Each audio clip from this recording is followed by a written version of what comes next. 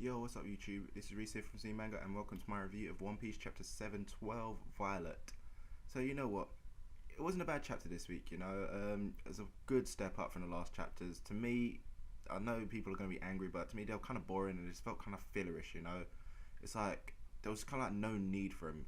It's like we know they're going to Green Bit, but they didn't have to make out like, oh my gosh, you're so difficult. And look, they got captured by little pixie gnomes or whatever the fuck they were, you know what I mean? It's like, seriously, just let them go there. Then it's like make the turmoil happen. You don't need a little in between crap, you know.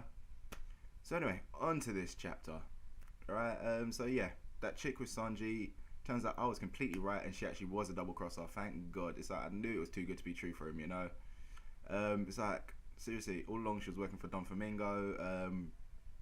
And what's nuts is the fact that once she captures Sanji, she's there kicking the shit out of him. She's like kicking him in the face and all that stuff, and it's like, Sanji, I know you don't hit women and stuff, but still, getting kicked in the face, not a good look. I always think like it would at least try and block.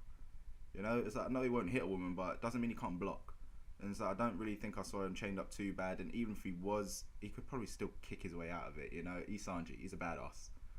So anyway, turns out that this chick was actually forced to work for the Flamingo family, literally just for the sole fact that her devil fruit ability, which is kind of like, it's an interesting one, and it kind of confuses me a little, just because like the way it was described is that her devil fruit ability allows her to see through things, so not only kind of like X-ray vision, like, but she can like see through things like lies, all that type of stuff. So obviously that's a very useful for coming from an intel point of view. She can like literally be there. You can interrogate them. Then she'll be like, "Nope, you're lying. I can actually tell that this is what it is that you're going through," stuff like that. She can actually like kind of delve into their kind of mind, thought patterns, all that stuff, which is kind of cool. But then the part which confused me is the fact that she unleashed an attack using her tears, and I'm not too sure whether that was part of a devil fruit ability or, well, if it is because like that's just her actual ability itself.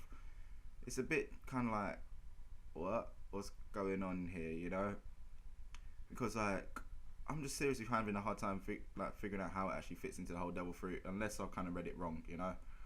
So anyway, other parts which are kind of good is that Luffy's block is finally starting on the Colosseum. Thank God. I have been waiting for this for a little while now. Only problem was it was like only a couple pages, but hell, hopefully Oda can get a good few chapters out of it. He's kind of like got a decent 1-2 out, a decent like 2.5 I think out of block B. So yeah, this one now it's got Luffy, and obviously Luffy is the main character, so you can at least get 3-5 chapters out of it. And hopefully they'll all be like kind of top standard. That's what I really want to see. And finally, Don Flamingo. This guy is shrouded in so much mystery. From this chapter, obviously the whole stepping down from the Shibukai and all that stuff and giving himself up, all that stuff was actually just a ruse, just so he can like literally kill Law. And it's like, it's true. What everyone's saying is that it's so crazy. The fact that how the hell did this guy have enough like connections to kind of like fool the entire military, all the Marines and the media itself. What is going on? Because obviously, what they're saying is that the Celestial Dragons control the media and everything. So yeah, they're the ones who kind of like have the power to kind of like overthrow the media and like say, yep, this is what you're printing. You're not printing this. You're printing that. So what the hell is going on with him? Does he? I'm not too sure. It's like, what does this mean for him? It's like, I don't think he's a Celestial Dragon himself. It's like, I don't know. He seems a bit too out in the open kind of thing and too around people to be a Celestial Dragon from what because like, what we see in Celestial Dragons, they're always kind of like, nope, I'm not even breathing the same air as you. You lot of commoners, you're filth and all that shit. And it's like, Don Flamingo's like, cool, I'm just going around, I'm doing my thing, I'm going to rule everything. So one thing that does come to mind is obviously his kind of puppetry powers. So do you think he's come into a contact with Celestial Dragon and he's now got them under his puppet control or something?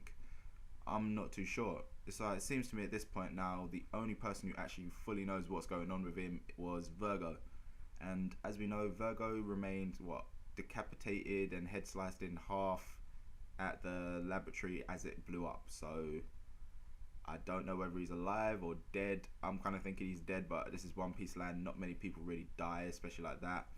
That's kind of a little bit too dark, especially seeing as how it didn't really make too much. It's not that impactful. Obviously Ace's death and Whitebeard's death, they made an impact to the story, but Virgo's death, not really, you know. So yeah, things are getting a bit crazy, you know. Lots of interesting things we need to find out. Hopefully, Oda don't kind of like pad them out really, really far and just like, you know, put a lot of crappy filler in between.